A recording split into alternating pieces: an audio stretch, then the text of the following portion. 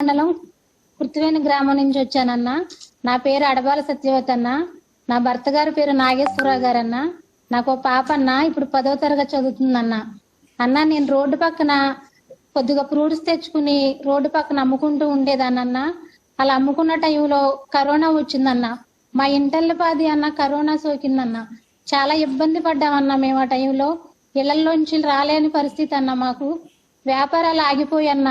తెచ్చిన రుణాలు కట్టలేక అప్పులు ఇచ్చిన వాళ్ళు ఇంటికి వచ్చి నానా మాటలు అంటుంటే నిజంగా చావాలో బ్రతకాలో తెలియని పరిస్థితిలో మేము ఉన్నామన్నా.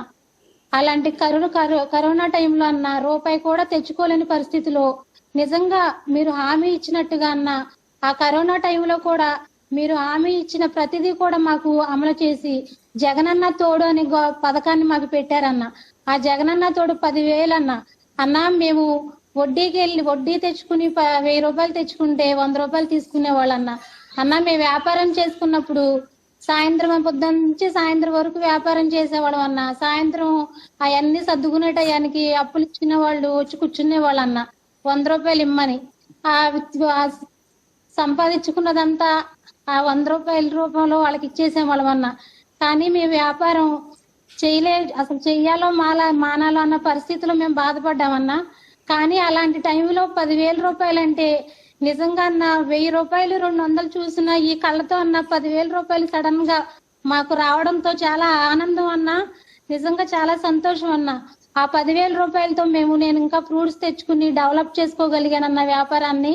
ఆ వచ్చిన లాభం సాయంత్రానికన్నా వడ్డీ రూపంగా వెళ్ళిపోయేదన్న. కానీ మీరు వచ్చిన తర్వాత వడ్డీ కట్టే పరిస్థితి మాకు లేదన్నా. కేవలం బ్యాంక్ నుంచి నేను 10,000 రూపాయలు తెచ్చుకున్నానన్నా. మా మీద పడే వడ్డీ మాకు భారం కాకుండా ఆ భారం అంతా మీరే తీసుకుని కేవలం తెచ్చిన రుణాన్ని మట్టికి బ్యాంకుకి చెల్లించడానికి ఇచ్చారన్న అవకాశం. నేను అమ్మిన రుణాన్ని వడ్డీ రూపంగా వెళ్ళేది కాదన్నా ఇంకా. కానీ ఆ వచ్చిన లాభాన్ని నేను బ్యాంకులో సకారంగా కట్టుకుంటూ మొదలు పెట్టానన్నా. బ్యాంకు గుమ్మం కూడా అన్న ఇంతవరకు నేను ఇప్పటికి బ్యాంకులోకి వెళ్ళిందే లేదన్నా. ఎందుకంటే నేను చదువుకోలేదన్నా.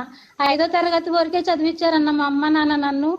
బ్యాంక్ వెళ్ళి ఏ కాగితం తీసుకుని రాయాలో కూడా తెలియని నాకు 10,000 రూపాయలు బ్యాంక్ వాళ్ళు ఇచ్చారంటే కేవలం మీ దయ అన్నది. ఆ 10,000 రూపాయలు నిజంగా ఈ రోజు సంతోషంగా కట్టుకున్నానని మళ్ళీ బ్యాంకు వారు నన్ను మళ్ళీ 11,000 ఇచ్చారన్న. మళ్ళీ అది వచ్చిన లాభం దాచుకుని మళ్ళీ బ్యాంకు వాళ్ళకి సకాలంలో చెల్లించానన్న. మళ్ళీ 12,000 తీసుకున్నానన్న. మళ్ళీ తర్వాత 13,000 అన్న. నిజంగా అలా తీసుకుని నేను వ్యాపారాన్ని డెవలప్ చేసుకుంటూ వచ్చానన్న. అన్న, రోడ్డు పక్కన షాపుల ముందు నా భర్త నేను వ్యాపారం చేసుకుంటూ ఉండగా మా ముందు మీరు వద్దు అవతలకి వెళ్ళి పెట్టుకోండి, మాకు షాపుకి అడ్డంగా వచ్చేస్తున్నారని మమ్మల్ని రోజుకు ఒక చాటికి తిప్పించేవాళ్ళన్న. కానీ తీసుకున్న 10,000తోనన్నా నేను సకాలంలో కట్టుకుని బ్యాంకు వాళ్ళకి నాకు అమౌంట్ పెంచారన్న. ఆ అమౌంట్ తో వ్యాపారం డెవలప్ చేసుకుని నేను కూడా ఒక షాప్ తీసుకున్నానన్న. అందరిలాగా ఒక షాప్ తీసుకుని నేను కూడా వాండర్గా అక్కడ నిలబడగలిగానంటే నిజంగా కేవలం అన్నా మీ దయ అన్న. ఇప్పుడు నన్ను గెంటేసిన వాళ్ళు లేరన్నా. నా సొంత షాపులో నేను వ్యాపారం చేసుకుంటున్నానన్నా. కేవలం అది మీ దయ జగనన్నా. నిజంగా చాలా సంతోషం అన్నా. అన్న, అలాగే ఒక టైంలో అన్న గత ప్రభుత్వంలో డ్వాక్రా రుణమాఫీ అన్న ఇది చెప్పాలని ఉందనన్నా. నేను పడిన బాధ రుణమాఫీ చేస్తారని నమ్మి అన్న నేను డ్వాక్రా కట్టడం మానేశానన్న. ఆ టైంలో అన్న మళ్ళీ వడ్డీ మీద వడ్డీ వేసి బ్యాంకు వాళ్ళు నాకు నోటీసుని పంపించారన్న. నువ్వు కట్టాలి లేదంటే కుదరదని. అన్న, నేను కాలువ కట్టిన చిన్న ఇంట్లో ఉండేవాళ్ళం అన్న. మేము కట్టలేని పరిస్థితి టైంలో చాలా ఇబ్బంది పడ్డామన్నా. అన్న, నేను కనీసం బయటికి వెళ్ళి తెచ్చి పరిస్థితి కూడా నా దగ్గర లేదన్న. నా గ్రూపులో ఉన్న వాళ్ళందరూ కట్టేసుకున్నారన్న. పేద స్థితిలో ఉన్న నేను కట్టలేకపోయానన్నా. చాలా ఇబ్బంది పెట్టారు నన్ను. ఆ టైంలో నా బంధువుల దగ్గరికి నేను వెళ్ళి బాధపడితే వాళ్ళకున్న చిన్న పనిముట్లు నాకు ఇచ్చారన్న. ఇవే తాగాడు పెట్టుకుని నువ్వు బ్యాంక్ కట్టేసుకుంటే మళ్ళీ ఇవ్వంగానే నాకు విడిపించి ఇచ్చేయమని. ఆ టైంలో అన్న నేను తీసుకొచ్చి ఇస్తే మీరు కట్టేయండి, ఒక వారానికి అమౌంట్ మళ్ళీ మీకు లోన్ ఇస్తామని చెప్పిన వాళ్ళన్నా. నేను డ్వాక్రా కట్టేసిన తర్వాత 3 నెలలకి నాకు లోన్ ఇవ్వలేదన్నా. అన్న, నేను తిరిగాను, చాలా సార్లు తిరిగానన్నా. పక్కన నా బంధువులు గోల్డ్ పట్టుకొచ్చి పెట్టాను. వాళ్ళకి ఇవ్వాలి, ఏం చేయాలన్న పరిస్థితిలో నిజంగా అన్న చాలా బాధపడ్డానన్న. నేను నన్ను తిప్పించుకుని చాలా మోసం చేసిందన్న గత ప్రభుత్వం. కానీ అన్న మన ప్రభుత్వం వచ్చిన తర్వాత అన్న ఒకప్పుడు బాధతో వచ్చిన ఈ కన్నీళ్లు నేను చెప్తున్నానన్నా, నిజంగా మీరు సీఎం గా వచ్చిన తర్వాత సంతోషంతో వస్తున్నాయి అన్న ఈ కన్నీళ్లు నాకు. ఎందుకంటే అన్న ఒక స్టేజ్ లో ఇప్పుడు ఉన్నానంటే నిజంగా మీ దయ జగన్ అన్న. అన్న ఒకప్పుడు చెవులు దిద్దులు కూడా పెట్టుకోవడానికి లేని నేనన్నా ఇప్పుడు ఇలా వేసుకుని ఉన్నానంటే నిజంగా మీ దయ జగన్ అన్న. అది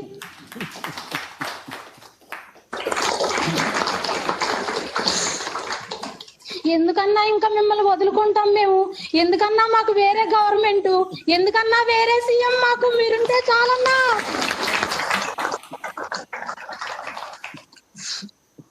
అన్నా నేను మీతో మాట్లాడతానని వచ్చినప్పుడు మా పాప అంది, అమ్మ నువ్వు ఎక్కువ చదువుకోలేదు, మాట్లాడేది జగన్ గారితో చాలా జాగ్రత్తగా మాట్లాడాలని ముద్దు పెట్టి పంపించిందన్నా నన్ను.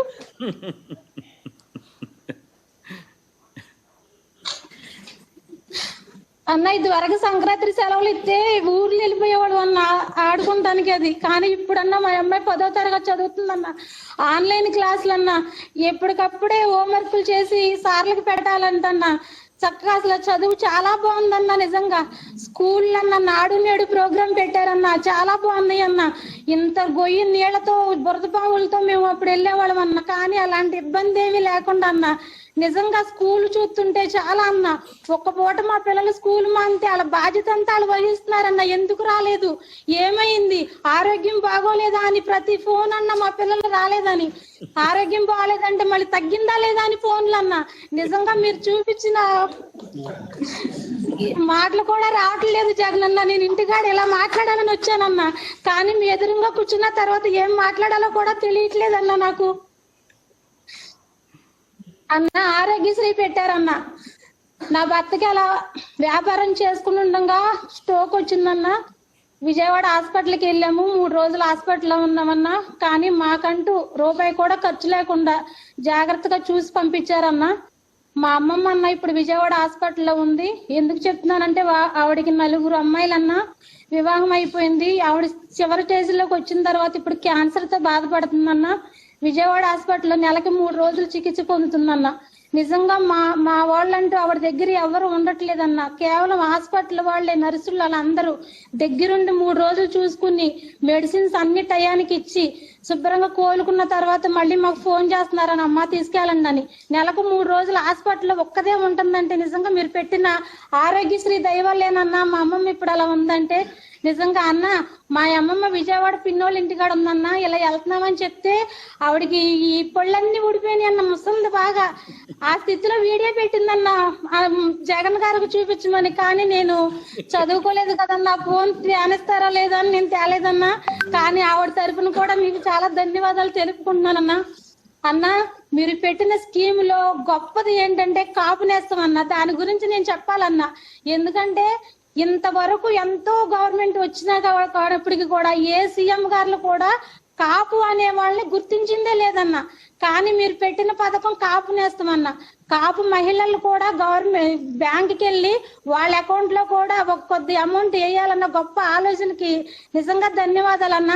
నేను తెచ్చుకున్నానన్న 15,000 బ్యాంక్ వెళ్ళి అకౌంట్ లో పడినాయన్న. నాకు కూడా ఆ తెచ్చిన 15,000 చీరల వ్యాపారం మొదలు పెట్టానన్నా. నేను కొద్దిగా చీరలు తీసుకొచ్చి నా భర్త షాప్ మెయింటైన్ చేసుకుంటున్నారన్న. నేను ఆ పడిన 15,000 కొద్దిగా చీరలు తీసుకొచ్చి అమ్ముకుంటున్నానన్నా. 15,000 రూపాయలతో మొదలెట్టిన వ్యాపారం ఈ పండగ వల్ల 50,000కి నేను రొటేషన్ చేయగలిగాను జగన్ అన్న. నిజంగా చాలా సంతోషం అన్న. అన్న అమ్మఒడి తీసుకుంటున్నానన్న. నా భర్తకి పెన్షన్ వస్తుందన్న, ఆరోగ్యశ్రీ ఉందన్న. ఇంకా చాలా మీరు పెట్టిన ప్రతి పథకం కూడా నేను పొందుకున్నానన్న. నిజంగా అన్న నేను జ్యూస్ షాప్ అన్న, అది చాలా బాగా